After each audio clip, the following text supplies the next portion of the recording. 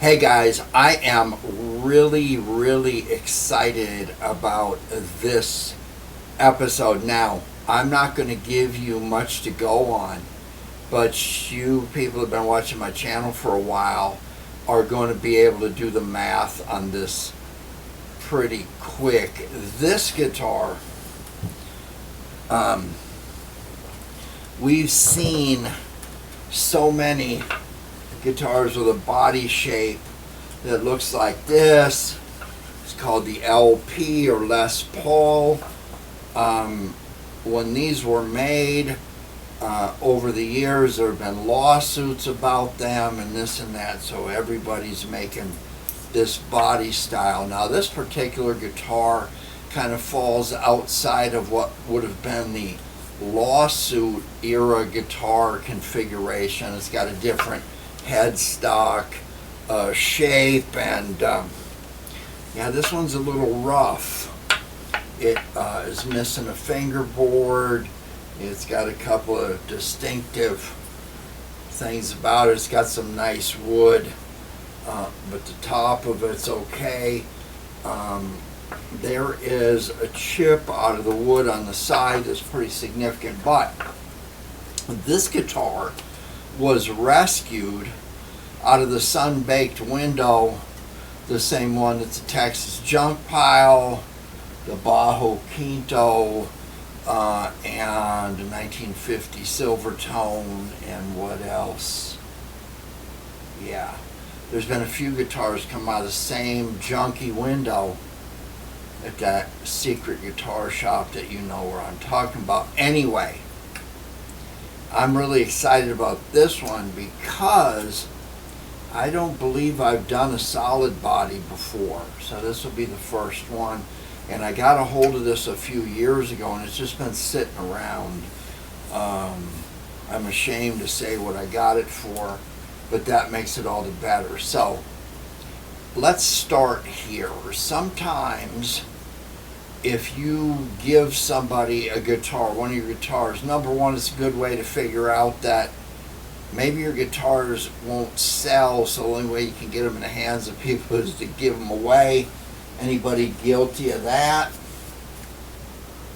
Shh, don't tell anybody.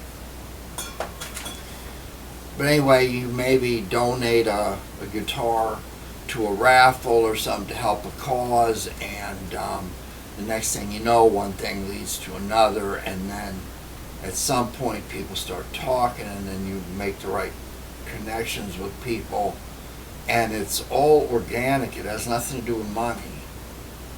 So the path that took me to where this one is going had nothing to do with money, and it will not. So I'm going to tell you this. There's some great people out there. We all know Tammy's story.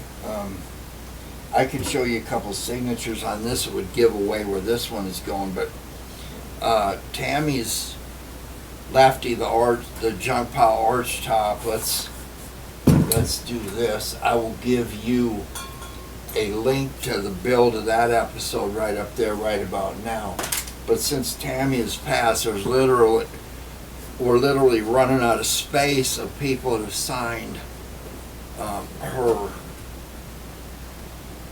Yeah, this is Lefty, the junk pile arch top, full of signatures. Now there's some that have come on here recently that are just incredible people.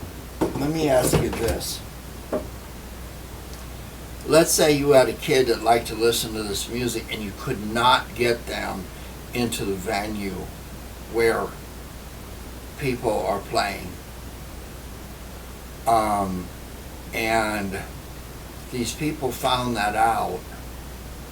So they would either bring Tammy into sound check and do a show for her basically under the guise of sound check, or they would set up a phone on FaceTime and sit there and talk to Tammy and play for her, right to her. You are special people. Anyway, if you know anybody that's done that, you got a big hint on where this one is going, and if that's you, yeah, you got a special place up there regardless. When the lights go out and the bright lights come on, yeah, you got a place up there, I guarantee you. Thank you very much. But people have signed this guitar. I can't thank you enough. It means that you've fulfilled a very important part in Tammy's life, or have been a huge comfort in mine over the past couple weeks. So let's talk about this one. This finish has to go away. This guitar is going to be really significant and highly personalized to where only one person would want this guitar, and I'm going to do everything I can to make sure that it's going to be significant enough to them to play all the time, but it's got to be durable, and there's some things we're going to do. So the first thing we're going to do is just do a quick flyby. It's got some nicks and scratches, and it's got a chunk missing out of the side up here, so we're going to be able to fix that. I like this color, but I need this color to be from a different source. So we're going to start off by stripping this part off down to wood so I can put some potassium silicate on it. And once we do potassium silicate, you might remember I did a video where I stained something or did the finish thinking I was doing what they were doing in Cremona, Italy back in the 1600s and 1700s. And if you can track down who Wendy Jean Garrison is, and who, or the guitar called the Mississippi Mudslide, I'll give you a playlist up there, then you're going to start getting your first clue. So that said, one more time, busted up, abandoned, truss rod missing, scratches and scars in the junk window. Let's get to work on this thing, starting off with getting rid of this pumpkin looking finish. Oh yeah, while we're burning cards, you know, punk in the junk pile. Hey Jody Carroll, let's take a look at the build of that one up there too, but let me get to work.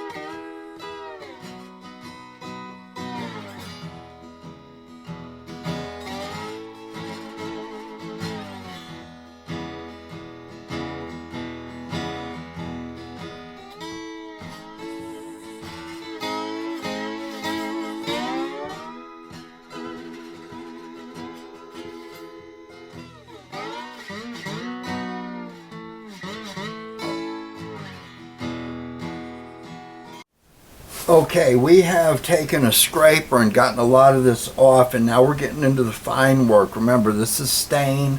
It was not paint, so we got a lot to do. Remember our friend the razor blade? Well, we don't want to go at it like this, because if you look at this, this appears to be flamed maple. So you got grain running this way, and you also have flame marks running this way. So if you try to come in like this, you're just going to nick stuff. So what you're doing is you're holding the razor blade up on edge, just like you're scraping binding, kind of. And it gives you the ability just to grab that edge and push down. And because this is flat, you're going to be able to get a lot of this excess stuff off before you put another coat on.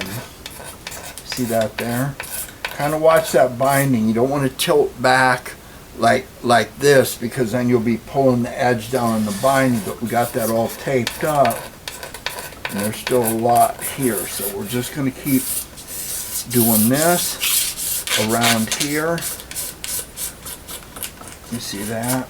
This is tedious work, but it's really important to me what this finish is. I am not just blowing out guitar after guitar after guitar. This one is going to need to mean something to somebody, and if I don't put the time into it, well, guess what? I don't expect that they would either. Now, when you get done with that, you can take some 0, 0, 0, 4 zeros, old men language, 4/0 steel wool. Now, steel wool is going to leave some fragments, so you've got a luthier magnet that you can just come along like so and pick those up, and you can see them on there. But there's a lot of work to do here. Again, I'm going to get this down to the bare finish, or as close to as I can, so when I show it to the person, they can kind of conceptualize what I'm going to do. See you in a few hours.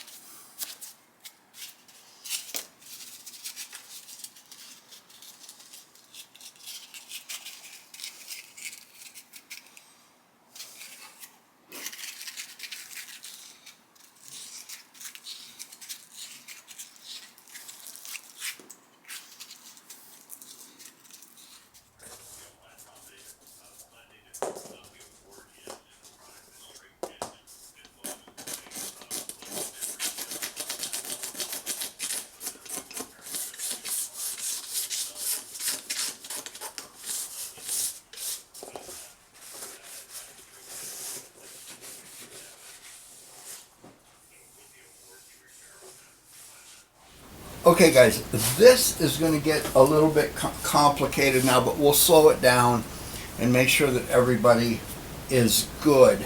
You saw that we went through and stripped all the finish off of what was here, and we took the varnish off of what was the 2 pieces of wood that made this up. Did the whole headstock and neck.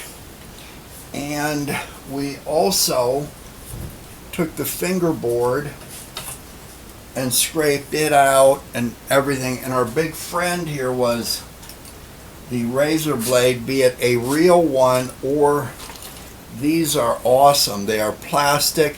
They fit in a utility knife just like a real razor blade. Anyway, we're going to set this aside, as much as aside that is. And there's a couple little areas we want to get to with the razor blade, because when I tilted the guitar, some of the stuff that was in the neck pocket, even though it's going to be covered up by the fingerboard, I want to get that out of the way. I have ordered a truss rod that we will fit right here. And so now what I want to worry about is the binding. Oh, before I forget, I took pieces of doweling and wrap them around paper towels, because all the remover and the solvent and everything we don't want that coming back to haunt us when we are putting on the hardware. So you can see here, I went through and did all this, and everything is coming up fairly clean. We'll put those dowels back in there. You want to remember, when you're using stripper, you need to pretend that it's going to last you forever, and it's going to keep showing up and haunting you. Okay? Always remember that. So I'm going to wipe this down with naphtha one more time before the next step. Now you want to remember, you do not want solvents or anything like that on your finish when we start the next step. So you're going to put this stuff on and you're going to let it vaporize off. And it's not going to do any harm to anyone if a little bit of it goes in these holes where the controls and switches are going to be, because again, you do not want any of the solvents or removers or other goop that you used to be residue on this. Okay? Easy money. If you see spots that keep coming up, keep doing it. Okay? There we go. We're just going to worry about the top right now. Now, when we first started removing the finish, I was concerned about a couple little areas of binding here. Now I'm concerned with all the binding, because I do not want it coming off, and besides, I really don't like the color of this binding all that much. Now there's a layer of purfling here as well. Let me find the pointer. And it is laying between the body where the binding groove is and right here. I want to take all of that off and get down to the edge of the wood there. I want to pay close attention to how this binding is done right up here, because I'm going to have to redo this. This is like an ES 175 Florentine cutaway, but I'm going to pull the binding off of here.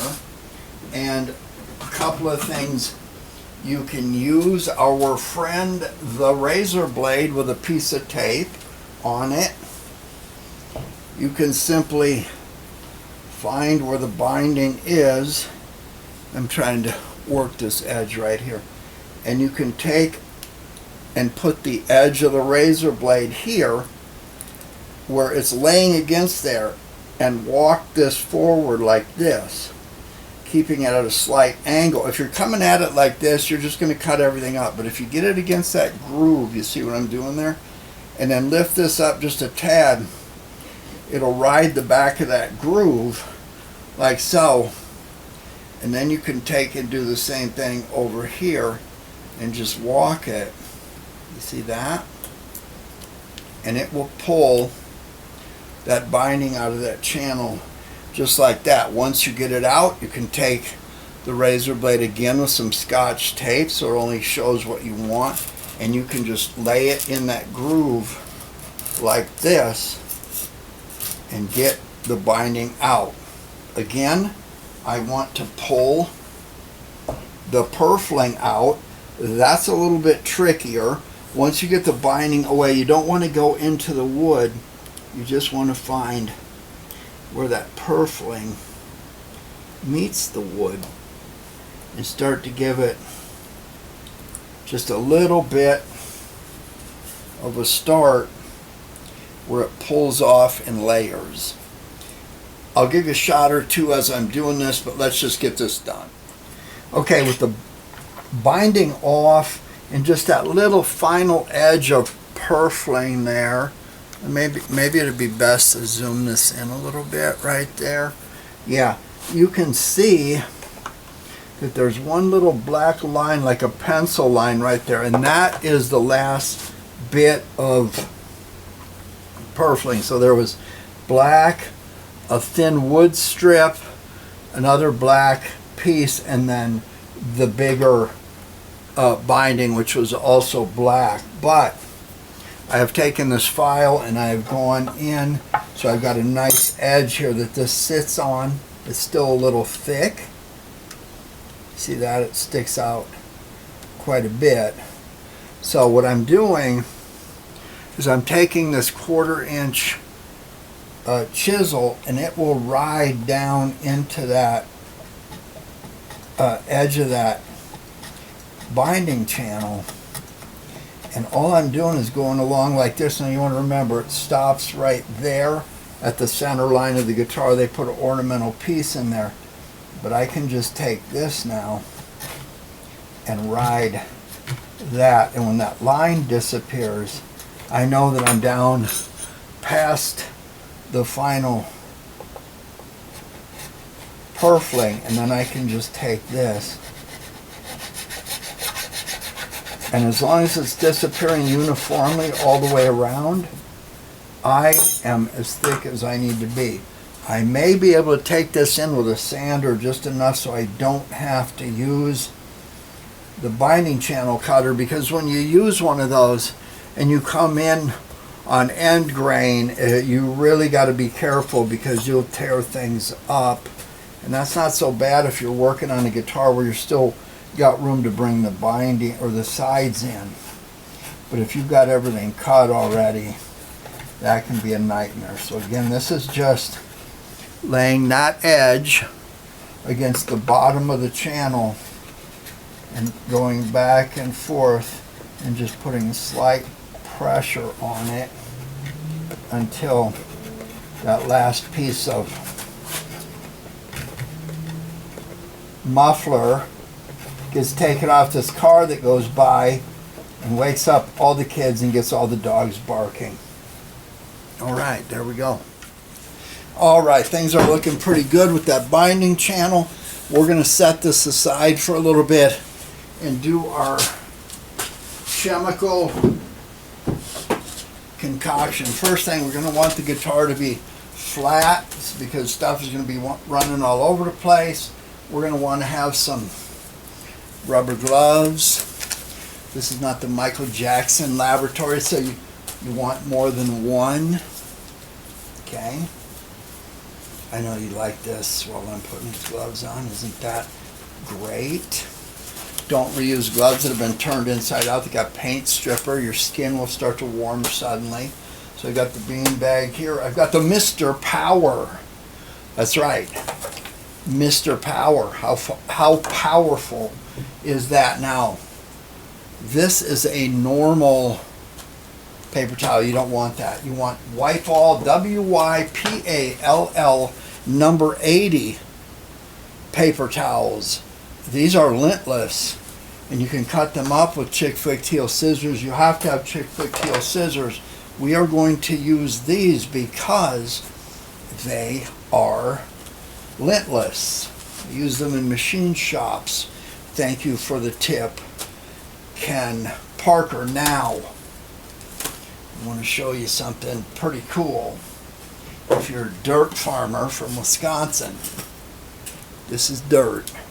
You can tell it's clay because it wads up and turns into clods. This is a mortar and pedestal. I know it's pestle. They'll act like I'm some kind of pestilence. Anyway, you do this and you get this all done like that until it turns into this powder. Do not put this in the kitchen and call it cream of tartar. Anyway, you want this pretty much full, and then we're going to mix some parts of one thing or another into a jar and shake it up and make some mud. Be right with you. Okay, we're filling up this jar here, and we've got the last little bits of stuff that we ground up. This is pretty handy even if you use it only once, and it's got this dust cover on it so things don't get out of control while you're using it. Now, here's the important part. We have to make mud. Let me make sure that you can, where's the edge where you can see? There we go. Okay. So I'll move this up here, like so. For every 1 part of mineral ground, I need 2 parts of clay dirt. So I'm going to take this and get that in there. 1.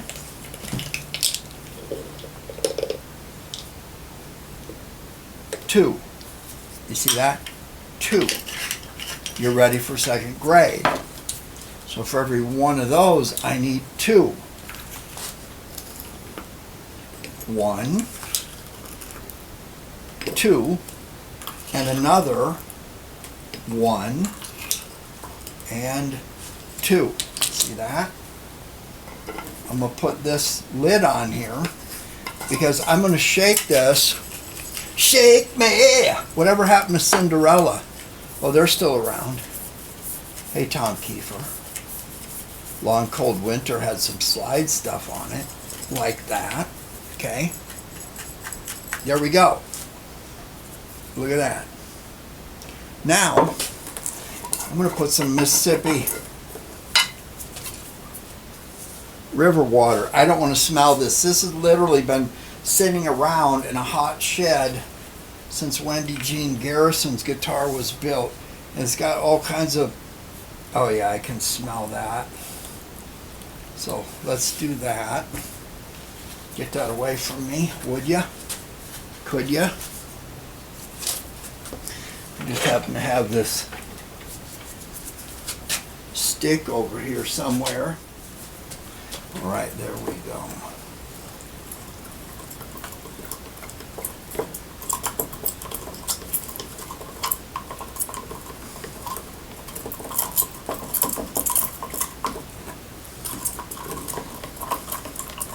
You know what? I think I am going to make that just a tad thicker. So I'm not going to use a tablespoon this time. I'm going to drop it down 1. So again, 1. And for 1 of those, you get 2 parts. 1, 2. There we go. Let's get all this put together. Now there's clay in this, so it stays in suspension pretty well. I can feel chunks down there.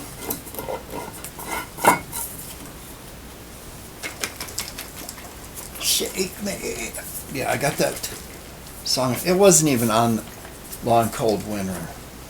Trust me. It's on the one before that. Okay, we're going to leave this alone for a minute, but we're going to need it to be ready. By the way, when you're done with this, if you want to keep this for some reason, you are going to want to rinse this cap off because this stuff will lock up like clay, mud, dirt, because that's what it is. Okay. Okay, I'm putting tape around the edge and leaving it stick up just a tad. I'm going to want to be careful around the edges because I really don't want that binding channel to be full of dirt. But we'll just get this up like so, that because if you're using Mississippi clay, mud, dirt, you want to make sure that the levee doesn't break because the dirt will have no place to stay. That's right. Okay.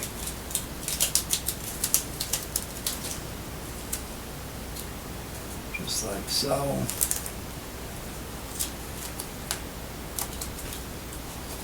Wonderful. Now, we are going to rag this stuff on. We are not going to brush it on. Okay? Follow me? There we go. So now we are taking the potassium silicate and we're going to take a half of a white ball 80. And you're saying your lab is pretty dirty. Of course it is. We're using Mississippi clay mud dirt. Can I zoom in just a little bit? Yeah, there we go. Okay? So, I'm not going to mess around here because as soon as we get going here, this stuff is going to start to harden up, and I want there to be a transition zone that's created when this stuff starts to harden up down in the wood and bond the dirt to the wood. That's how this works. So we're going to get everything in suspension, including your kid if you don't behave at school. Okay. And here we go. Now, if you spend too long, you will be able to feel this stuff starting to tack onto itself, just like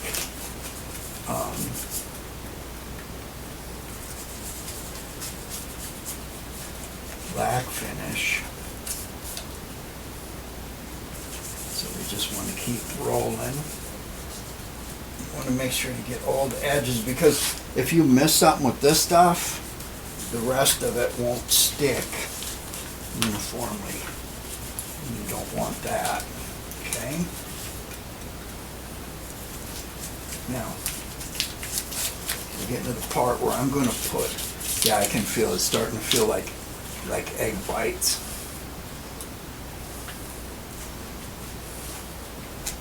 Get that up here.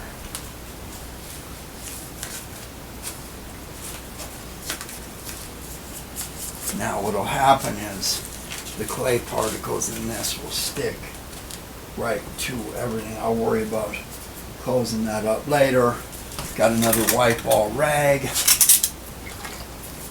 And here we go. This is the part where you're going, dude, what are you doing? You are actually putting mud on the guitar. That's right. I am putting mud all over the guitar. And we're just going to leave it sit there and clump. I'm not going to try and wipe it off or anything like that. We're just going to get it nice and thick. I don't want to get too much of it down in the holes where the studs go, but we want it right up to it. Now I can see that everything is still wet, which is good. You don't want any big gravel clumps there. Okay.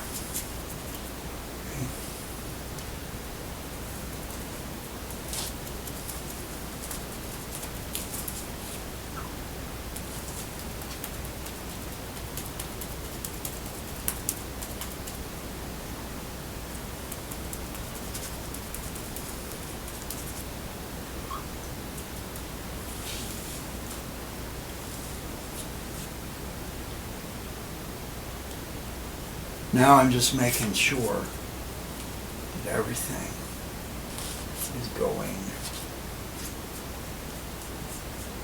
all over the place where it needs to be. You want this to be uniform. I don't want like a spotty mud finish. And you got to think this out ahead, because there could be a happy little tree right in this area.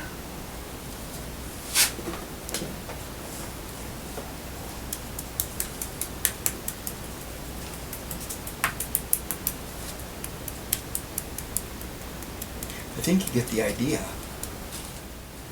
Okay guys, it is 24 hours later after the application of the Mississippi clay mud dirt. We have taken a rag and we have dusted off one side of the guitar but not the other.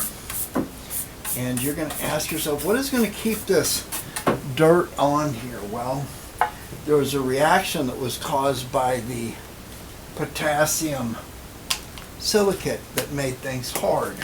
Now, for the magic ingredient, which we're going to still continue to use, a wipe all 80 rag. Be ready to be completely and utterly disamazed.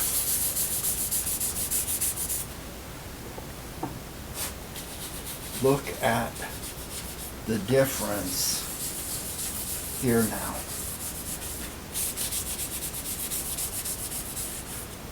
That brown mud is starting to come out. And it's going to take a few coats, but it will continue to build up like so. You like? By the way, guys, when you're done with these rags, do not let them wad up and sit anywhere, because they will light up. They will combust on their own, because boiled linseed oil is an oxidizer. Okay? You can tell there is quite a difference here. And the stuff will dry, and we will continue to put coats on, but there we go.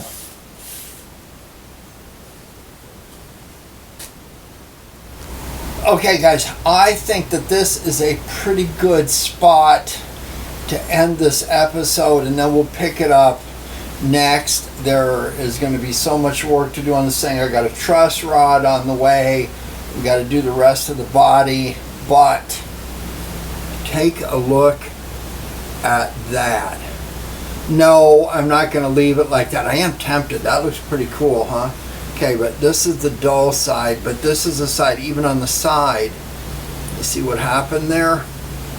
Now what will happen is, the more coats I put on, the thicker the stuff will get, and it will ultimately oxidize. So meaning it will dry up and it will be like a coat that's not oily. And then typically what I'll do is I'll start to do some other finish over the top of it that's going to make it really, really shiny. But this will protect it. So this is about authentic. Yeah, you see me? It's okay. Look at the guitar. Dude, I know, but you can look at the guitar. This is about as authentic of Mississippi mud as you can get. So, one last thing. These rags that have boiled linseed oil on them, if you leave them wadded up, heat will build inside the rag, and you will come out and they'll be smoldering if your whole shed isn't burnt down. That's the bad part about using boiled linseed oil. Lay them out, drape them over a piece of wood flat, let them dry out, burn them, do whatever you have to do, but do not burn your shed down. What do you think of that? I know. I'm still thinking, what if we left it like that? Well, it would be kind of dirty, but other than that, anyway, guys, let's close this out. I will see you next time. I need to take them glasses off because what's out there is scaring me, partners.